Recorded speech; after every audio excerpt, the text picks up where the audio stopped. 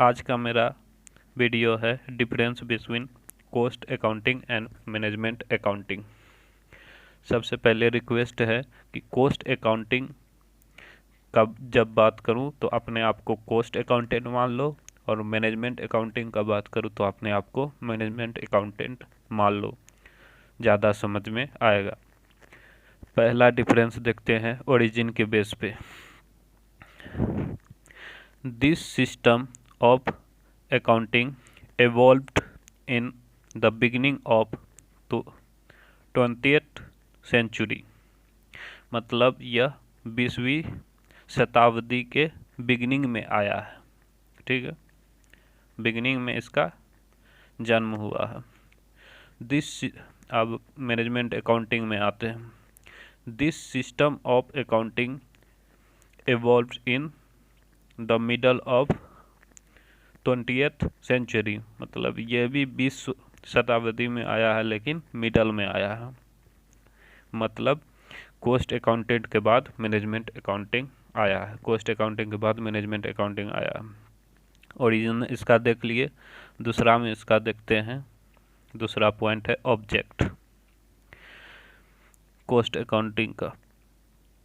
The main object of cost accounts is to be ascertain and control cost।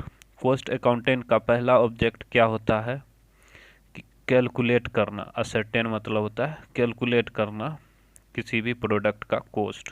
तो ascertain and control, उसके साथ साथ cost को भी कंट्रोल करना है। एक प्रोडक्ट पे कितना लगना चाहिए और कितना कम हो सकता है, वो सब ध्यान में रखना चाहिए कॉस्ट अकाउंटेंट को। मैनेजमेंट अकाउंटिंग में देखते हैं। The main object of management accounts is to provide useful information to the management for the decision making. मतलब मैनेजमेंट अकाउंटेंट का मेन उद्देश्य क्या होता है कि इंफॉर्मेशन प्रोवाइड करना, यूजफुल इंफॉर्मेशन प्रोवाइड करना to management of decision making. जो डिसीजन बनाता है मैनेजमेंट अकाउंट, उसको प्रोवाइड करना। ठीक है, तीसरा पॉइंट देखते हैं यूटिलिटी कॉस्ट अकाउंटिंग में। Cost accounting serves the need of both internal management and external party.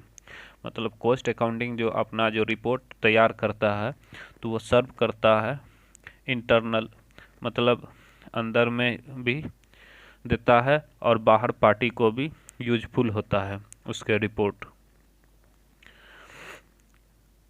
और मैनेजमेंट अकाउंटिंग में देखते हैं। Management accounting serve the need of only internal management.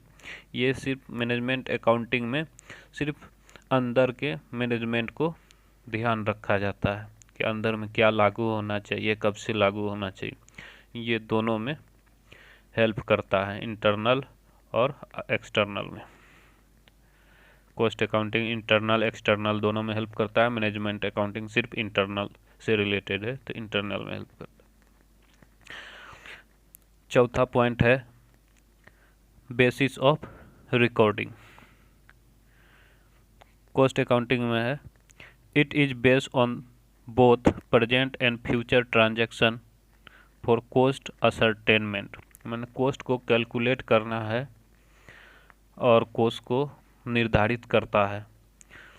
Present and future transaction, present में कितना cost निर्धारित हुआ, कितना कैलकुलेट किया गया, और फ्यूचर में कितना एस्टिमेट हो सकता है, उसको भी देखता है कॉस्ट अकाउंटेंट।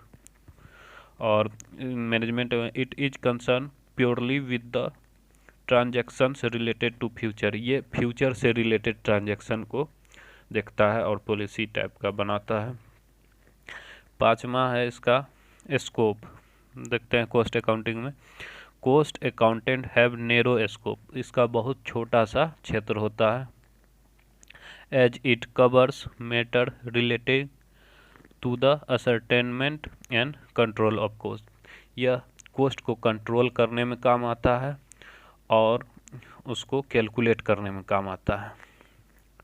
मैनेजमेंट अकाउंटिंग में देखते हैं इट हैज़ वाइड स्कोप। यह इसका क्षेत्र बहुत बड़ा है। Its cover area of finance, accounts, cost accounts and taxation. ये बहुत सारे एरिया को कवर कर लेते हैं, इसलिए ये डिसीजन मेकिंग में काम आते हैं।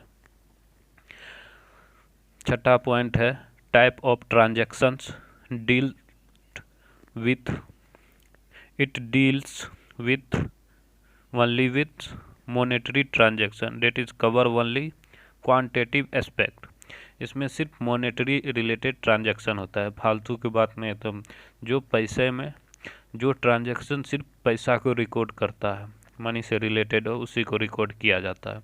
इसमें जो है it deal with both monetary and non monetary transaction that is both qualitative and quantitative aspect. मतलब इसमें ट्रांजैक्शन को तो रिकॉर्ड किया ही जाता है जो मनी से रिलेटेड हो, वैसे भी ट्रांजैक्शन और रिपोर्ट्स होता है जो मनी से रिलेटेड ना हो। जैसे सातवां है इसका प्रिंसिपल। कॉस्ट अकाउंटिंग में देखेंगे, cost accounting follow a definite principle for ascertaining cost and a format of reporting. Cost accounting एक अपना प्रिंसिपल होता है, कॉस्ट अकाउंटिंग में एक अपना प्रिंसिपल होता है और फॉर्मेट भी होता है। तो उसको असरटेन करना और फॉर्मेट लागू करना इसमें होता है। मैनेजमेंट अकाउंटिंग में it does not follow a definite principle and format. इसमें कोई प्रिंसिपल और फॉर्मेट फॉलो करने की ज़रूरत नहीं होती। इंस्टीड बजाय data to be presented depends upon the need of management.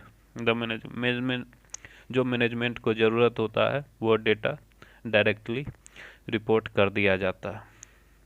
अगर वीडियो अच्छा लगे तो सब्सक्राइब एंड लाइक कर देना।